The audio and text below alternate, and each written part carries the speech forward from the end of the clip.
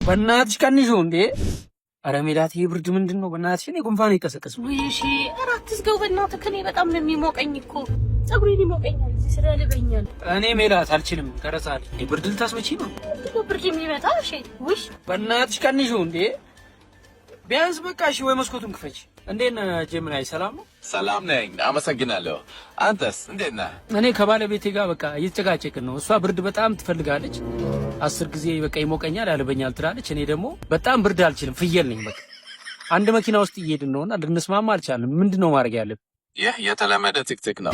ለመስማማት አንደኛው ወገን ሙቀትን ትንሽ እንዲቀነስ፣ ሌላው ደግሞ ተጨማሪ ልብስ እንዲለብስ መነጋገር ይቻላል። አይ እኔ ገና ብዙ ማማክር ነገር አለ። እኔ በቃ አስቤዛ ላይ ራሱ በቃ በየጊዜው ብር አምጣ ነው፣ በቃ በየወሩ ጨምር ነው። እና እኔ እዚህ ላይ ራሱ በቃ እኔ እንጃ የሆነ መፍትሄ ያስፈልጋል። የኑሮ ወጪ መጨመር በብዙ ወጪ ላይ ጫና ይፈጥራል። ወጪን ለመቆጣጠር በጀት ማውጣት አንደኛው መፍትሄ ሊሆን ይችላል እኮ። አሁን እኛ አስቤዛችን በጣም እንዲቀንስ እስቲ ማድረግ ያለብንን 5 ወሳኝ ነገሮች ንገሪ። ወርሃዊ በጀት ማውጣትና መከታተል። 2 አላስፈላጊ ወጪዎችን መቀነስ። 3 ቅድሚያ የሚሰጣቸውን ነገሮች መለየት። 4 ለቁጠባ እቅድ ማውጣት። 5 ገቢን ለመጨመር አማራጮችን መፈለግ። እሺ እኔ ቲያትሪካል አርትን የተመረኩት የስነ ጽሁፍ ታለንት አለኝ። ተጨማሪ ገቢ ለማግኘት ምን ላድርግ? ማህበራዊ ሚዲያን በመጠቀም የራስህን ስራዎች ማስተዋወቅና ገቢ መፍጠር።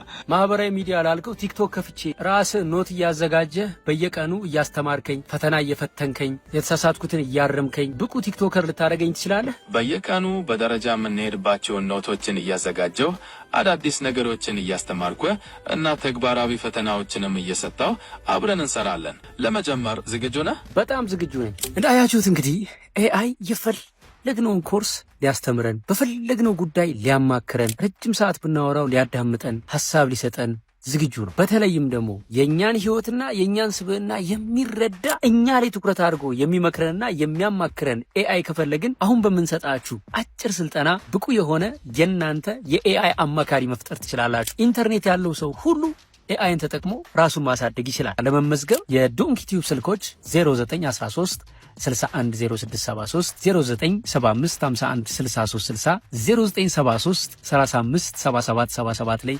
ደውላችሁ አሊያም እዚህ ቪዲዮ ስር በምታዩት ሊንክ መመዝገብ ትችላላችሁ። በነገራችን ላይ አዲስ የቢዝነስ አይዲያ እንጠቁማችኋለን። በተለይ ኤአይን ተጠቅማችሁ በትንሽ መነሻ ካፒታል ልትሰሩት የምትችሉት ቆንጆ የቢዝነስ አይዲያ ማዘጋጅተናል። ስትደውሉ የዶንኪ ቲዩብ ባለሙያዎች ያስተናግዷችኋል። ክፍያው 1500 ብር ፕላስ ቫት ነው። የምትከፍሉበት የንግድ ፍቃድ ስም ጥንቅቅ መልቲ ሚዲያና ኤቨንት ኦርጋናይዘር ነው። ብዙ ሰዎች እንግዲህ የኔን ቪዲዮ እየቆረጡ ብር አስገቡ ክፈሉ ያሉ እንደሚያጭበረብሩ በይፋ እያየን ነውና አካውንቱ ጥንቅቅ መልቲ ሚዲያና ኤቨንት ኦርጋናይዘር የሚል ካልሆነ በፍጹም ክፍያ እንዳትፈጽሙ። በዚህ አጭር የኤአይ ግንዛቤ ማስጨበጫ አጭር ትሬኒንግ ላይ በአካል እንገናኛለን።